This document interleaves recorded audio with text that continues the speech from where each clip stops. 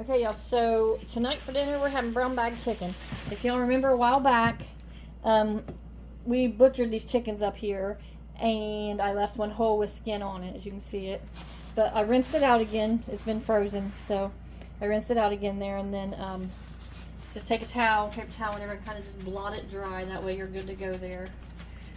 But this is a very simple, minimal recipe of stuff.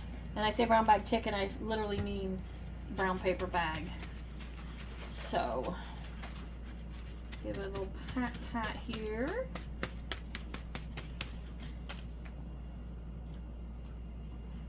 See, I rinsed him. Hold on. Oops.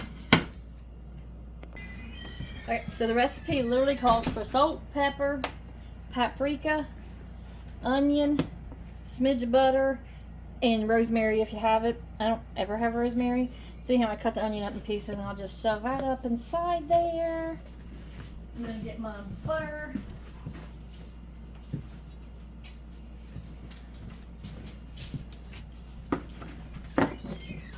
And whack off however much I want.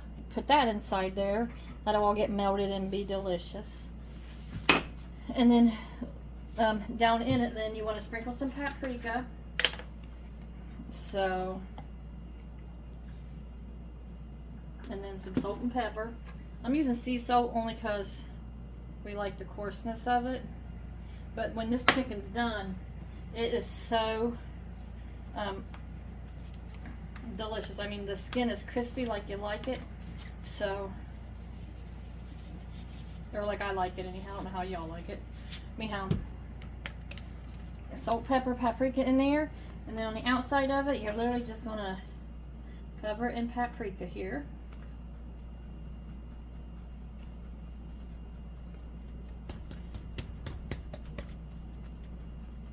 But it's so good, and it'll be baked in a brown paper bag, like you get from the grocery store.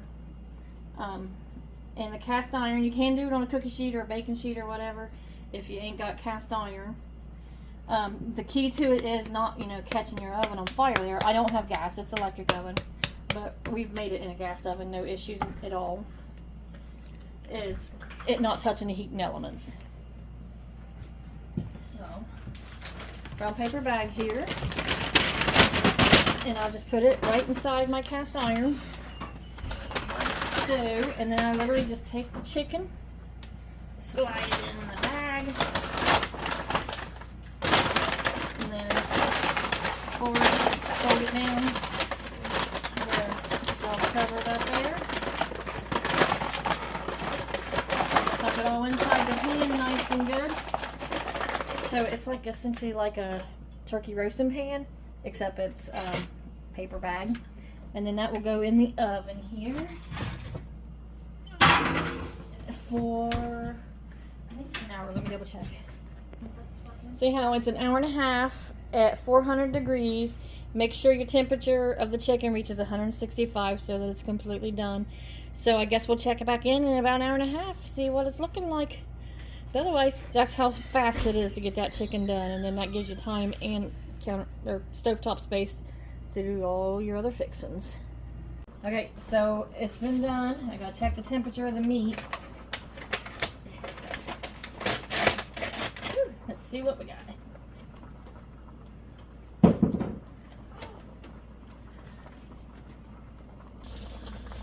And you can see it is almost 160, and that's deep down in the breast because I ain't wanting to eat no raw chicken.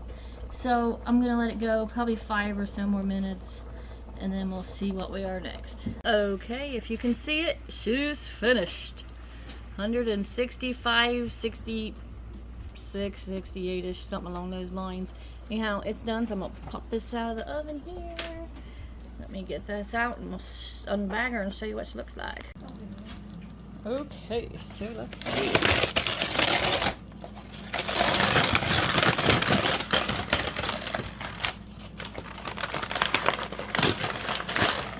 Okay, there it is. All those little poke holes right there where I was checking it.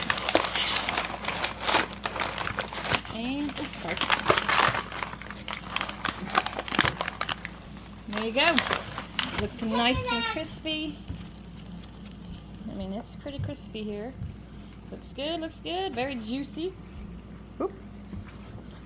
I was hooked on the kid back there. Yeah, very juicy, crispy. What? That's a dead chicken, honey. Chicken. It's barnyard chicken. Yeah. Well, it was. Ew. Oh, don't you be gagging. You eat them all the time. Now, I'll cut it up. Not us. And, man, that's a big old breast. Okay, here we go. I mean, very juicy.